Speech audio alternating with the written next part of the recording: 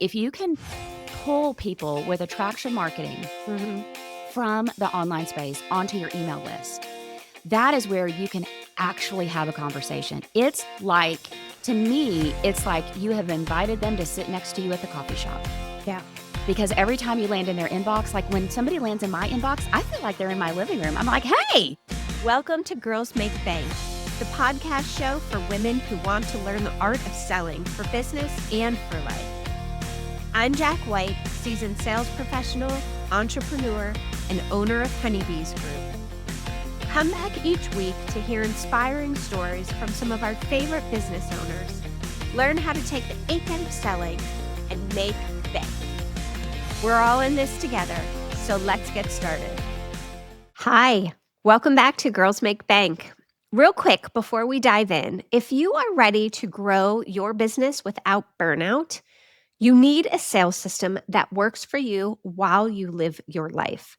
And that is exactly what we are talking about today with Tracy Beavers, CEO of Tracy Beavers Coaching, host of the top-ranked Create Online Business Success podcast, and an expert in building visibility through community-based organic marketing. Tracy has over 20 years of experience helping hundreds of entrepreneurs grow without chasing trends, spamming inboxes, or burning out. So in this episode, we are breaking down how to build trust, create momentum, and grow your business using strategies that feel aligned and sustainable, especially when your schedule is shifting or slowing down. And if you are ready to take it further, the Honeybee Sales Circle is open. It is my membership where I teach women how to build their email lists, create powerful sales funnels, and make sales feel natural, not forced. Because selling shouldn't feel like pressure, it should feel like power. All right, let's get into it. Here's my conversation with Tracy. Tracy, thank you so much for joining us on Girls Make Bank. I'm a huge fan of Tracy and everything that she does. I have been on her podcast and talked to her community, and I'm so happy to have her here at Girls Make Bank. Tracy, thanks for joining us. Thank you so much for having me. I'm so excited to be here. For those who don't know you yet, tell us a little bit about yourself and how you became the expert on email marketing and community-based selling. Yeah. So Tracy Beavers, Little Rock, Arkansas, hence the accent. About 7 years ago, I became completely disenchanted with my corporate career, which I absolutely never saw coming. I was in marketing and sales, had an award-winning sales career for over 20 years, and really thought that's what I was going to be doing. And when I realized it was not a good fit, I decided to take my gifts and talents for building businesses, gaining market share, building portfolios, and helping people with their sales, and develop my own coaching practice in the online space. So it was a little bit of an evolution. I built it alongside my corporate job for about a year and a half, so that I could put some money away and really get a solid footing. But the list growth has evolved. So I started as a general business and sales coach because I didn't know what I wanted to do, or, you couldn't be less niched than me. It was just take all comers, business and sales. And so then it started to evolve into helping people with their organic visibility, because paid ads were a fail for me. And also with that visibility leading to list growth. And the community, selling through community, like you're talking about, building relationships. And so that's what I've become known for in the past couple of years. That list growth is so important because over time after time, people would come to me to hire me and they go, I have this awesome course, I have this awesome program, but nobody's buying it. And my question was, do you have an audience? Do you have an email list? And they were like, I forgot about that part. Didn't know I needed to do that part. Yeah. So I dove in and I was like, I can solve that problem. Yeah. Yeah. We're both huge fans of email. And I feel like everything that's old is new again because email used to be the cool thing. Yeah. And then it went out of favor for a really long time. And I think as people are becoming disenchanted with social media, Yep. We realize we don't own our audiences there. We don't Right. control who sees us and who Mm. doesn't and how people actually engage. People are finding the power of email Yes. again. Mhm. And it's still, I think, and we both agree on this, one of the best bang for your buck in terms Right. of growing your revenue and connecting with your audience. Yes. Why Yeah. do you think it's still so powerful? Well, because it's for the exact same reason you just said. Yeah. Social media is weird. The algorithm is weird. I don't even think the people that are supposed to be in charge of the algorithm know what the Mhm. algorithm is doing. I mean, I'm Yeah. just convinced that nobody really knows. There's 1,000 different versions of Facebook at any given time, which doesn't make any sense to me. But so you just don't know what's going to land, who's going to see what, how long it's going to be there. Like Facebook is starting to delete live videos now, and paid ads are not always a good answer for everybody, especially if you do not have a proven offer, you do not have proven marketing messaging, you don't have any proof of concept. But if you can pull people with attraction marketing Mhm. from the online space onto your email list, that is where you can actually have a conversation. To me, it's like you have invited them to sit next to you at the coffee shop. Yeah. Because every time you land in their inbox, like when somebody lands in my inbox, I feel like they're in my living room and you can really gain people's attention. Almost everybody has an email inbox Yeah. versus people that like Instagram or like LinkedIn or like Facebook, and you're trying to find the people and where are they? Everybody's got an email inbox. My 82-year-old mom has an email inbox, Mhm. right?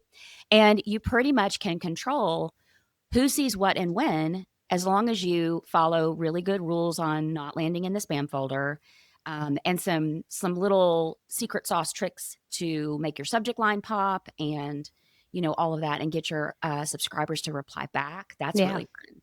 But yeah, and then you can start building those relationships that lead to that community selling that we're talking about. It's all about connections and relationships. Yeah. We've got to have ways to do that, and email is so powerful in that regard. And so how do people start to think about growing their email newsletter list? So you talked about Mhm. getting them from online to Mhm. offline. Yeah. How do they do that? There are so many different ways that you can grow an email list. Um, I have over 10 strategies that I teach for list growth, all organic, no paid ads. And I'm not going to Mhm. tell you to create yet another free lead magnet. Um, Foundationally, though, we do need a couple of free lead Yeah. magnets. I always say, if you can have 2 to 3, that's awesome because you can rotate them around and, grab people's attention with different things. Mhm. So that's always a good foundational place to start, and making sure that you're promoting those online on the platform of your choice, but also through collaborations like what you and I are doing right now. Mhm. This is a great way to grow your audience and your email list because you've basically given me the floor and instant credibility with your audience, your people that follow you. They're like, "Oh, Jack likes her. I'll like her too." Yeah. And then when I, as a guest, can direct them to a place where they can connect with me, as long as that leads to my list, I'm good. Yeah. And so, using different strategies like this, like networking, like things that don't involve posting on social media, can feel really refreshing to a lot of people. Yeah.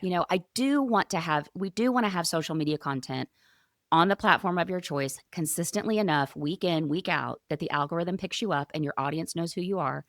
But let's think about all the other ways that we can connect with people and have them find us. Yeah. And one of the things that we're talking about here is community-based selling. Mhm. And so what does that actually mean? How do Mhm. you define it? Because community, I feel like, is one of these terms that is really being used a lot to mean a Mhm. lot of different things. What Yeah. does community-based selling mean Mhm. in your world? I agree with you, Jack. The word community really has ramped up in the past year and a half, as far as I can tell. Mhm. But I think it's all stemming from the pandemic and a lot of push marketing, buy my stuff, buy my stuff, buy my Yeah. stuff, a lot of in your face, a lot of bro marketing, and people are sick of it. Yeah. They miss they miss human beings. And I think for a while we stopped talking like human beings. We stopped thinking of other people as a human being. I mean, your clients have a heartbeat and a family and, about all the stuff that you've got. And so we've got to remember that. So community selling to me means that I'm going to make a connection with you. And I want to build a relationship with you. And I want to find out, talk from one warm, kind human being talking to another warm, kind human being. I want to know about your business. I want to see where we can support each other. Yeah. Now, along the way, that may mean you want to hire me as a coach. If so, that's super cool. It's my job to tell you about my coaching if that is a good fit for you, if that's what you're looking for.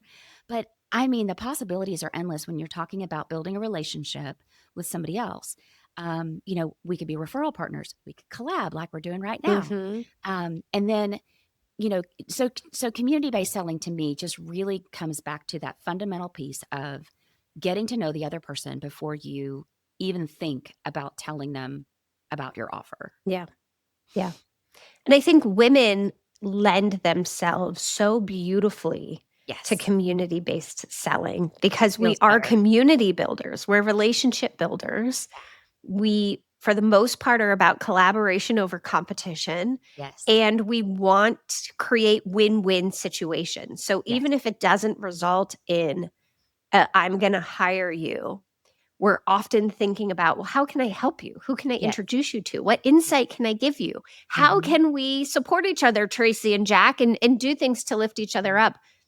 Yeah. It's why I love working with women, small business owners. And I know you don't only work with women, right? But most of your clients are women. 90% of them Yeah. are, 'cause I think it's because my marketing messaging is in a female voice, Yeah. and, yeah, no, And I totally. No, think I your do have several. style, yeah, our styles are similar in the sense that it really is, I think the best way to sell, which is Oh, relationship driven and I value agree. driven. Yeah. And I think that resonates with women.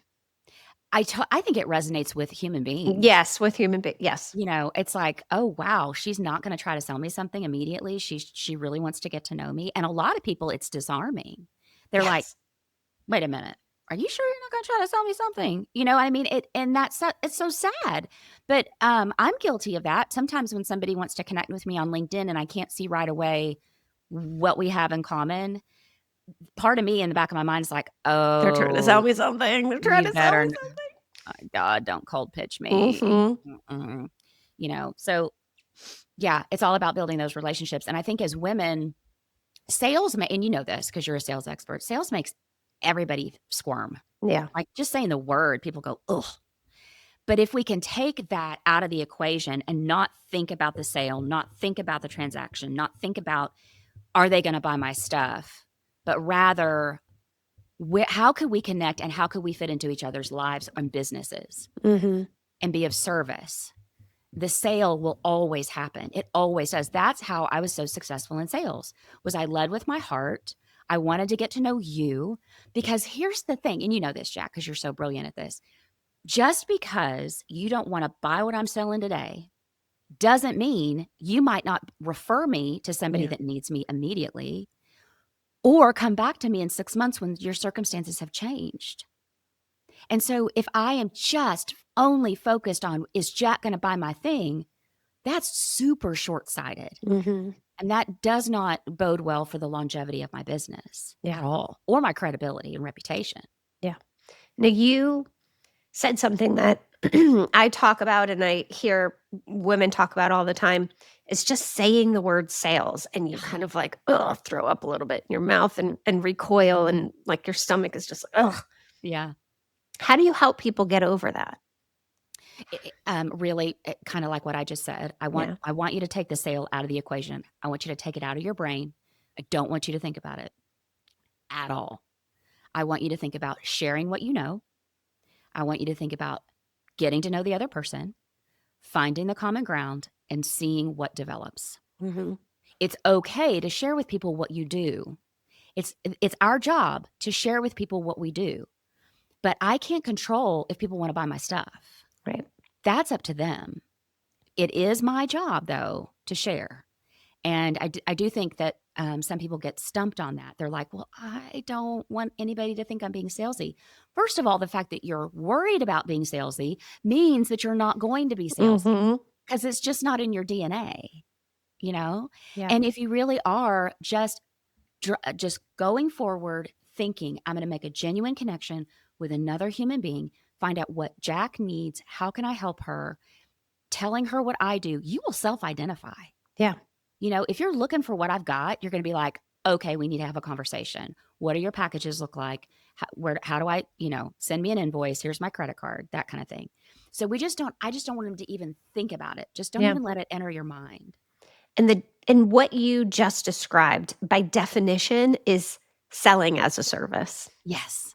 is Yeah. being of service Mhm. before you try to sell. Yes. And it's it's where I think people need to be right now, because the past few years we've been hit over the head Mhm. with not just male bro sales techniques, but in general, pretty aggressive, Mhm. I think emotionally manipulative Oh, yeah. sales styles Yes. that people are skeptical of everything now. Mhm. And you Yeah. have to build that trust Yep. and be of service. Mhm. And one, I love how you said it takes the pressure off because you're not trying to sell something. Nope. But two, it builds trust in the relationship, which Mhm. you need to have before you can, sell anything. For sure. I'm sure you've heard this recently. I absolutely believe we are in a trust deficit, Mhm. a trust recession in the online space, Yep. and it's for good reason. It's Yeah. for everything you just said.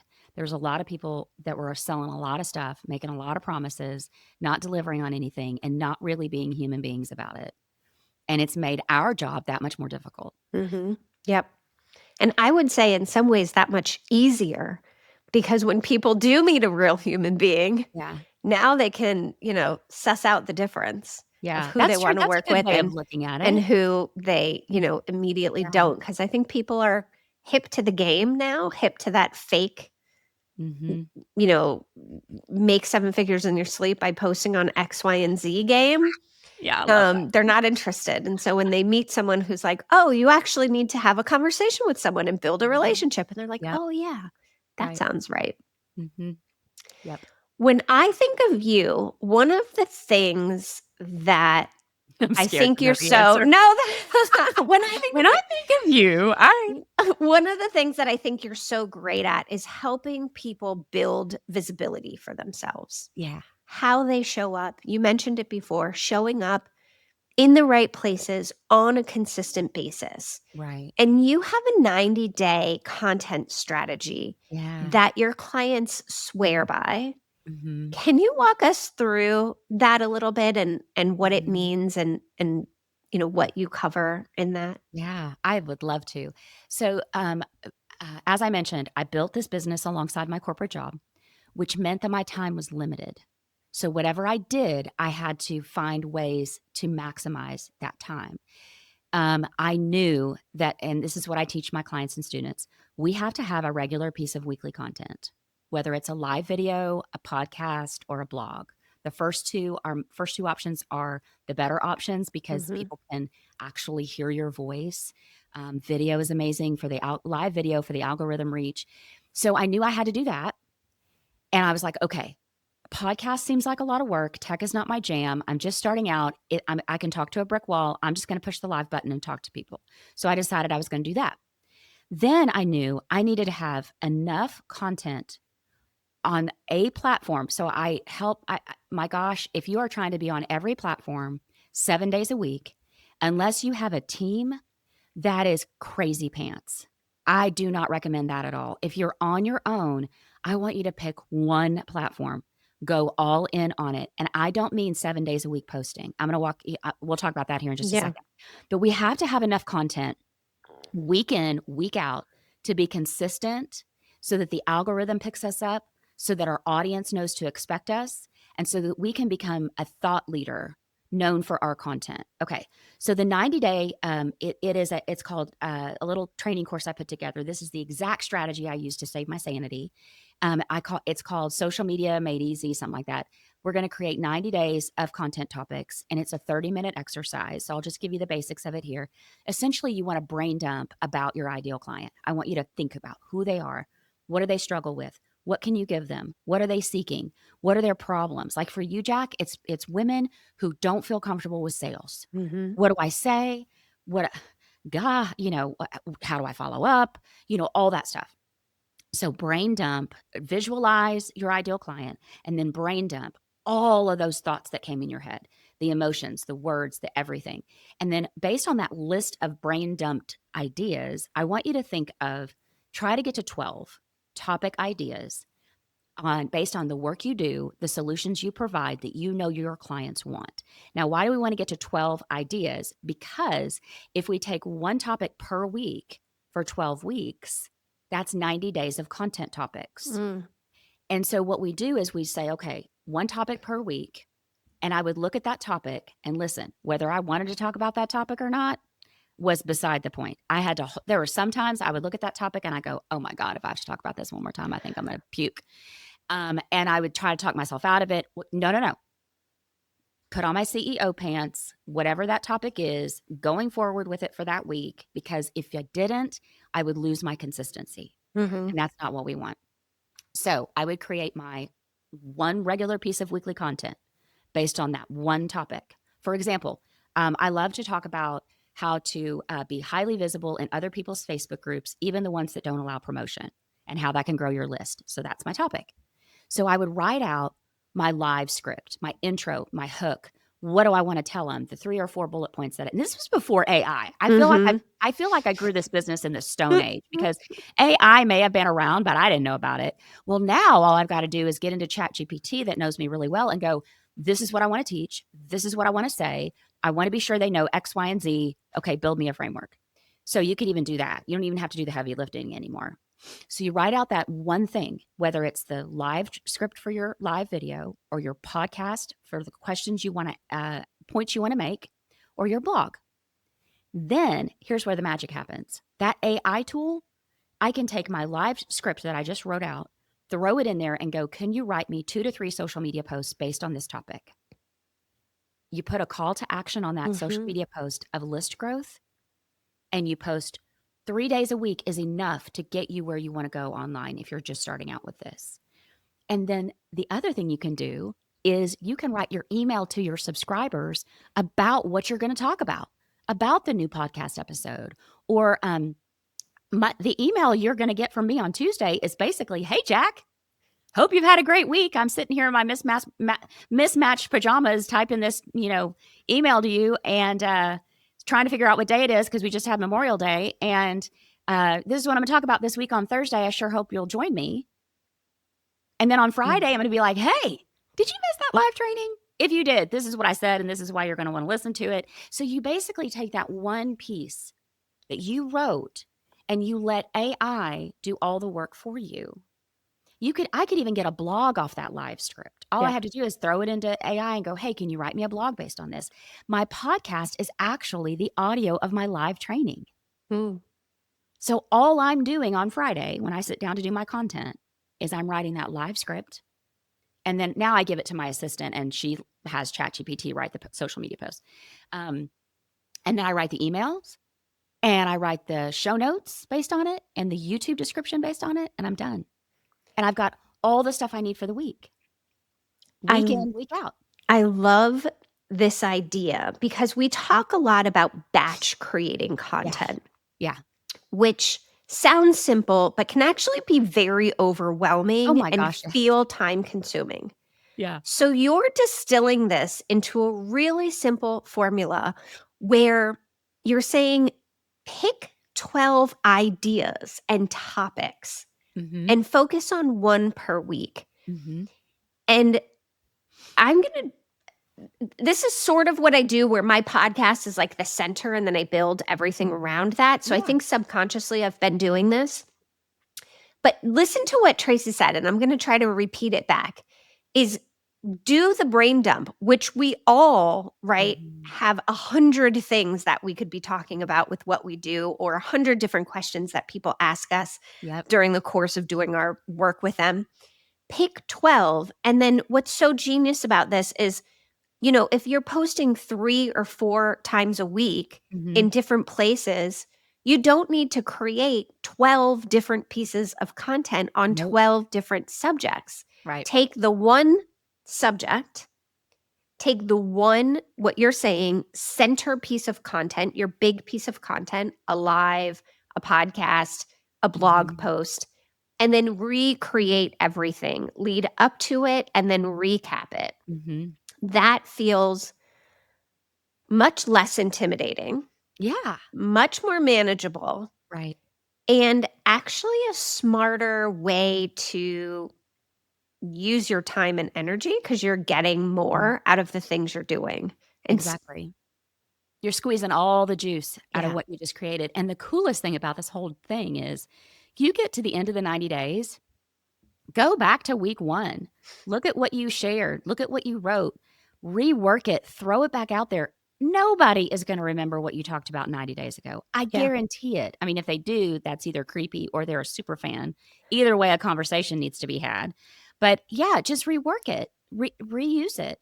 And as you what you'll find is as you do this week after week, you're gonna have more ideas. yeah, And you probably are not gonna have to go back to week 1. Just throw it on week 13, week 14, week 15. Yeah, it's really, really cool. It just that consistency online is what ramps up the visibility to the point where your audience is gonna say, "Jack, I see you everywhere." But you're not online mhm, 24/7. But when you do something like this and you are consistent week in, week out, whether we like it or not, that's what happens. yeah. And so do you still use those lives? Do you go live every week and still use that as the center of Yep. your content wheel?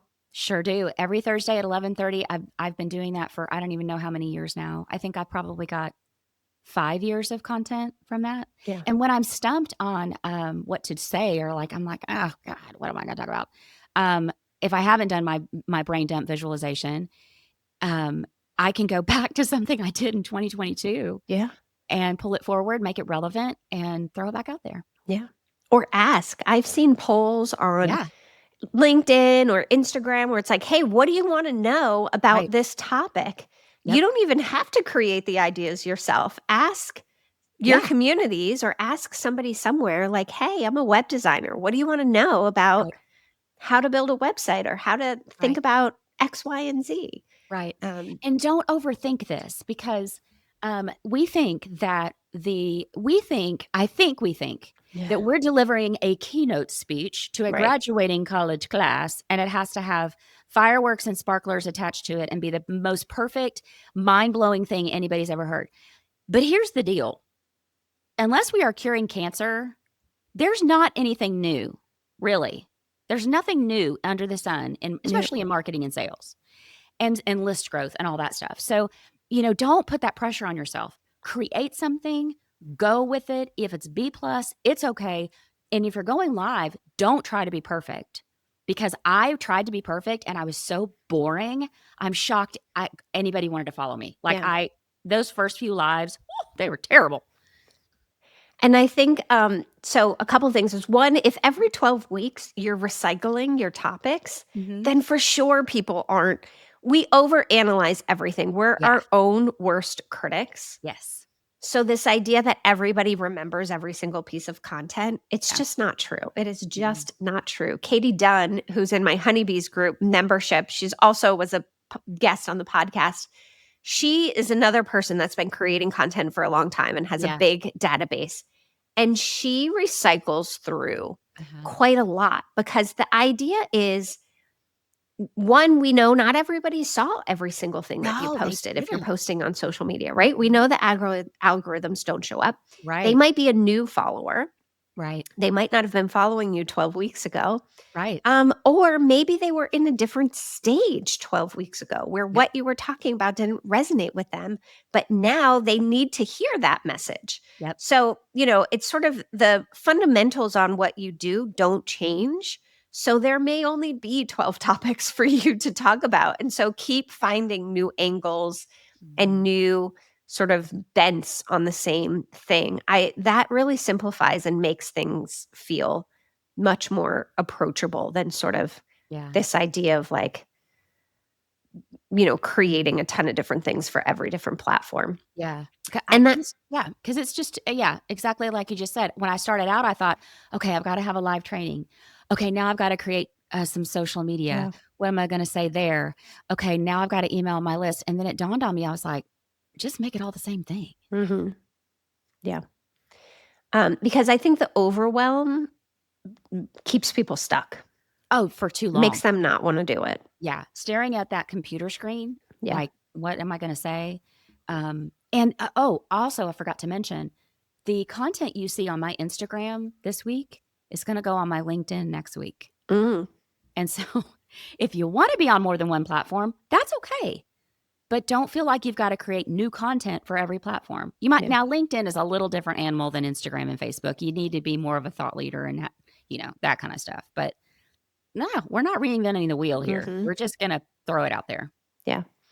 You, mentioned Facebook before, and I know Yeah. you're a huge fan of Facebook groups, which Yes. I am not on Facebook, Yeah. hardly ever.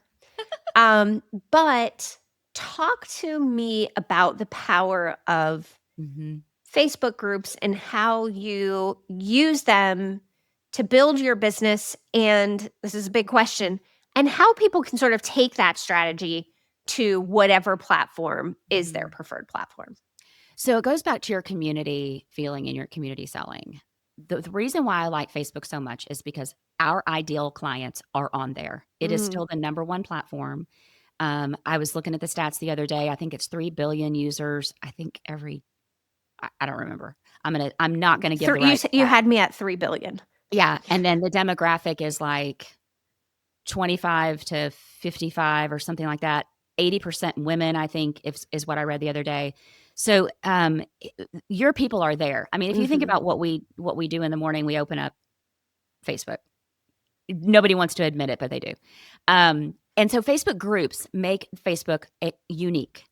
Instagram does not have groups or any sort of community feel. LinkedIn has groups, but I don't think they have the same feel. No. I've not heard anything good about a LinkedIn group. So in Facebook, um, having going into groups where either your ideal clients are hanging out or your potential collaboration partners are hanging out is powerful. And we're not in there to sell anybody anything. And we're not in there to promote openly, actively, buy my stuff, buy my stuff. It goes back to what we were talking about with sales. All we have to do is show up, be of service, be a kind human being in a room full of other kind human beings. If somebody posts about, "Oh, I've got a launch coming up and I'm really nervous," I'm going to be like, "You got this."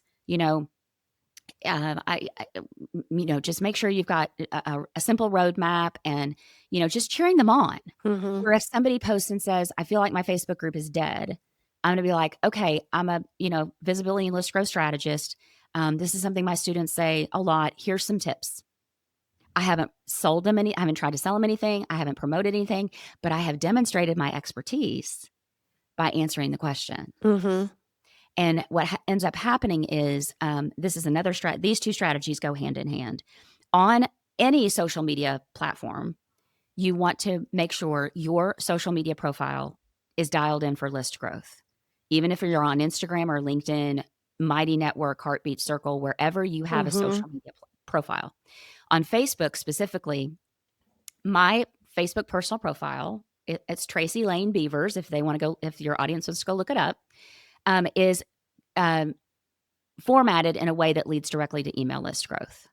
And so when I am present in these groups, being of service, answering questions, being a nice person, people are going to get curious about me. And I'm not in there all day long. I mean, just a few minutes a day. They're going to get curious about me. They're going to click on my Facebook personal profile. They're going to go there. And because of the way I have it optimized to offer them something they really want, they land on my email list, Mhm. which allows me to then have a DM conversation with them and an inbox conversation. So for that reason, Facebook is powerful as a Yeah. marketing tool. Yeah. And like I said, I'm not on Facebook, but I actually joined one of Tracy's, I think it was a free Mhm. 2-hour session, maybe 90-minute session on how to use Facebook groups because I was curious, and Yeah. hearing her talk about how she set up her personal Facebook profile page made me take a look at my Instagram Yeah. personal profile and totally redo it. Yeah. So I do think that this idea, you're all in on, not all in, but Facebook is your jam. A jam.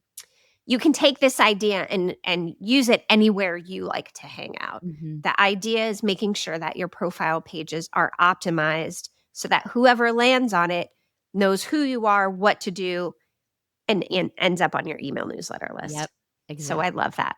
Yeah. Thanks. Talk to me about how you see people use communities not the right way. Because Oh, yes. we talk about best practices all the time. We've Right. all seen those people or been in those communities where there's vibe killers, or Yeah. you're just like, oh, this isn't it. Right. What are some of your big no-nos? Well, and this is what caused me to build my own free Facebook group because I couldn't find one that I could stomach. Mm, The ones that I had found either had a gazillion people in them where everybody was just promo, promo, promo. Nobody was talking to anybody else. Nobody was really sharing anything valuable unless it had a pitch attached to it. And that just doesn't feel good. yeah. I felt like I was, when you walk through the mall and there's that kiosk that's selling the cologne or the hair straightener, and they're like practically Yes. pull you over to the Yes. kiosk. I want to put this lotion on you, and I'm like, no, I'm you're not. allergic. Stop. Exactly. I'm like, no, that's it. That's what it felt like. Was I Yeah. was walking into this community and like everything was coming at me, and I'm like, this doesn't feel good. And so that's why I built my own Facebook group. But what I see people doing wrong is forgetting. It's like, okay, they wouldn't act that way if we were in a room full of them in person at the chamber lunch or the Rotary lunch, right? Mhm. You wouldn't walk in, spray your business cards all over everybody, get out your megaphone and go, I'm the best business and sales coach in the world. You wouldn't do that. You would build a relationship. You would read the room. You would make some connections and you would act like a normal person. But for some reason, when we get in the online space, our brain thinks that it has to be something else. And it doesn't. The conversation and the behaviors should be the same. It's just the location of the conversation and the behaviors that make it feel different. It's like when my students want to develop conversations in the DMs that lead to business growth. Again, their brain thinks this has got to be different. I've got to be somehow weird all of a sudden. No, it's the same conversation that you and I would Mhm. have if we sat down next to each other at a coffee shop. Yep. Very same conversation. So that's the biggest mistake I see people making is really just fully focused on them, their messaging, their offer, their thing, and not taking the time to get to know anybody else. Yeah. And it goes back to it's how we started this community-based selling, Yeah. right? So relationships, building community, being of Mhm. service. I like how you framed that in terms of show up online the same way you show up Mhm. in person. Yeah. You don't have to do it different. No, not at all. No, it's the same. Yeah. So this has been a lot of fun. Tell everybody how they can find you and learn more from you and sign up for your email list. Yeah, cool. So I actually have an awesome freebie that is the Social Media Made Easy 90-day, 30-minute exercise. And they can go to tracybeavers.com/social to grab that. I have a podcast I would love for them to listen to if they Mhm. love awesome podcasts, which if they're listening to this one, they do. Yes. Mine is called Create Online Business Success. And then if they like Facebook and they want to give it a chance, come find me on Facebook and join my free Facebook group. It's a beautiful community. It's not the Wonderful. same community that you've been in before, I guarantee. Yeah. Great. And if it's okay with Tracy, we'll include links to all of that in the show notes so you don't have to hunt around the interwebs. We will give you the direct links. I always love spending time with you, talking to you. Tracy brings an energy and a positivity to everything she does that just makes me feel better. And Absolutely. so thank you for coming on, for sharing this insight with us. We see eye to eye on so many things, which I think is why Yeah, I love collaborating and me talking too. to you. And I am going to be signing up for Tracy's 90-day content plan in 30 minutes. And I encourage you to do the same. Tracy, thank you so much for being here. Thank you for having me, Jack. It's always fun to be with you too. Thank you for listening to this episode of Girls Make Bank. If you like what you've heard, please remember to subscribe, like, and follow us on Spotify, Apple Podcasts, or wherever you listen. Please review and share our show to help spread the word and help your girls make bank. And I'd love to hear from you. Connect with me on LinkedIn or Instagram, or visit honeybeesgroup.co. Until next time, friends.